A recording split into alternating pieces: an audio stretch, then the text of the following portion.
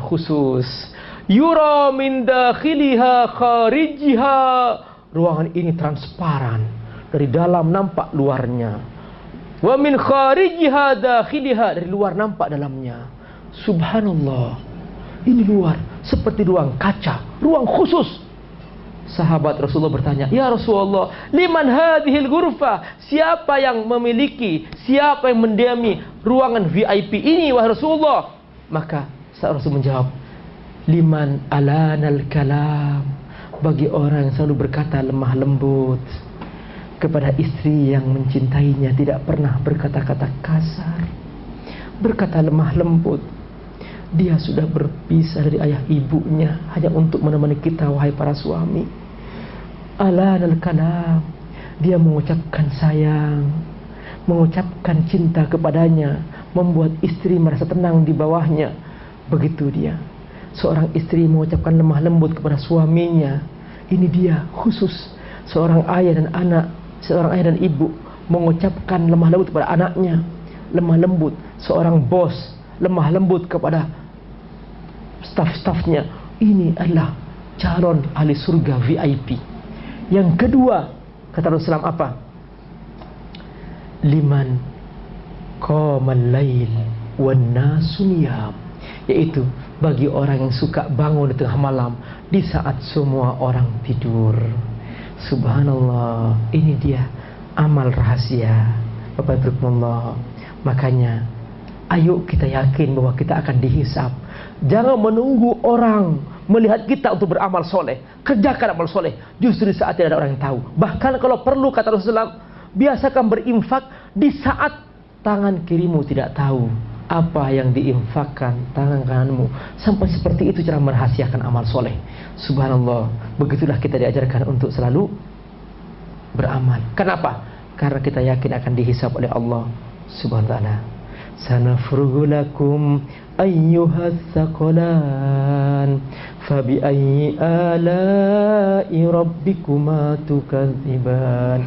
Setelah itu Allah menantang kepada manusia dan jin yang tidak patuh kepada Allah Subhanahu wa ta'ala. Kata Allah, silahkan wahai yang mau membangkang, wahai yang tidak patuh kepada aku, silahkan kau bersembunyi di balik langit, cari tempat persembunyian. Silahkan kau menghindar dari ketentuanku, silahkan kau cari tempat persembunyian. Kalau kau bisa menembus langit, cari langit, cari planet lain, cari. Kalau kau bisa, kau tidak akan bisa mencari tempat persembunyian, karena semua itu aku mengetahui di mana kamu berada. Allah firman, ya ma'syarul jinni wal insi in istata'tum an tanfudhu min aqtaris samawati wal ard fanfudhu la tanfudhuna illa bisultan fabi ayyi ala'i rabbikuma tukadziban. Jadi kata Allah, wahai manusia, kalau kau bisa, ayo cari tempat persembunyian. Silakan sembunyi, tembus langit, silakan. Bumi, silakan cari. Tidak ada. Bapak Ibu, satu hari ada salah seorang minta izin kepada salah seorang khalifah, minta izin berbuat zina. Dia bertanya, ya khalifah, wahai khalifah, izinkan aku berzina. Kata khalifah itu, silakan. Wah, dia gembira, diizinkan berzina, dia gembira. Lalu dia bertanya, apa syaratnya? Syaratnya satu, pas mau berzina, cari tempat Allah tidak tahu. Dia mikir, mana ya? Kayaknya nggak ada deh. Ya sudah, yang berbuat. Kalau masih Allah tahu, jangan.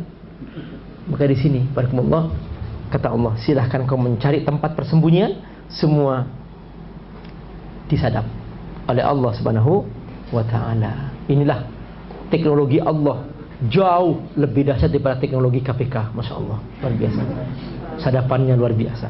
Nah, fabi ayyi ala'i rabbikuma tukadziban. Nah, di sini Allah bertanya, nikmat kan bersamaku? Iya. Jadi kau merasa aman dengan aku. Jadi nggak ada orang yang dia itu gelisah bersamaku. Tapi yang gelisah orang-orang yang menjauh dari aku, kata Allah Subhanahu. Lalu kemudian Allah Subhanahu wa ta'ala mengancam bahwa Satu saat orang-orang yang lari itu menghindar dari aku, kata Allah, mereka akan terkena sebuah api yang sangat panas. Allah subhanahu wa ta'ala mengirimkan kepadanya sebuah api yang akan menyerangnya. Allah berfirman, yursalu alaikuma syuwabum minnar. Kalau mereka mencoba mencari tempat persembunyian, satu saat pasti mereka akan tersambar oleh api, atau mereka akan tersiram dengan timah yang sangat panas. Wa nuhasin fala tantasiron, maka mereka tidak akan bisa lari dari pengetahuan Allah SWT, dari azab Allah SWT. Yursalu alaikuma syuwadhum min nari wa nuhas, min nari wa nuhasun fala tantasiron,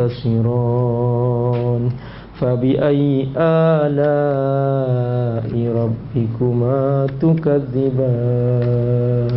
Barakallahu. Pada bagian penutup dari kajian kita malam ini, kita diajak oleh Allah Subhanahu wa ta'ala untuk menyaksikan sebuah peristiwa yang akan datang, bahwa suatu saat, kata Allah, langit ini akan terbelah dan akan hancur. Tidak ada yang Allah pertahankan dari alam ini. Lalu kemudian kata Allah juga, pada waktu itu tiba-tiba manusia langsung menghadap kepada Allah Subhanahu wa ta'ala, dan semua nampak mereka masing-masing. Tidak ada yang bisa menghindar. Semua mereka menghadapkan dirinya kepada Allah dengan membawa tanda-tanda apakah mereka ahli surga atau ahli neraka. Dan semua sudah ketahuan, tanpa memberitahukan, tanpa ditanya, semua sudah jelas. Ini ahli surga, ini ahli neraka, tanpa ada pemeriksaan lagi, sudah tertandai dengan sendirinya. Allah merekam ini dalam Al-Quran, bahwa ini akan terjadi dan ini pasti terjadi. Apa kata Allah? فَإِذَا انشَقَّتِ السَّمَاءُ فَكَانَتْ وَرْدَةً كَالدِّهَانِ. Pada waktu itu langit akan terbelah, dan ketika langit terbelah, dia meleleh. Ketika meleleh, timbul sebuah ledakan api yang nampak seperti bunga mawar. Dia benar-benar saking panasnya itu ledakan, maka dia nampak seperti bunga mawar, kaddihan. Lalu kata Allah, fabi ayyi ala'i rabbikuma tukadziban. Bapak Ibu, dia bertanya, "Pak Ustaz, maksudnya apa di sini? Nikmat apa di sini?" Di sini nikmat bahwa bumi ini, langit ini akan dihancurkan oleh Allah Subhanahu wa ta'ala. Bahwa ini nikmat. Allah menghancurkan langit, Allah pindahkan kita ke alam akhir, itu nikmat.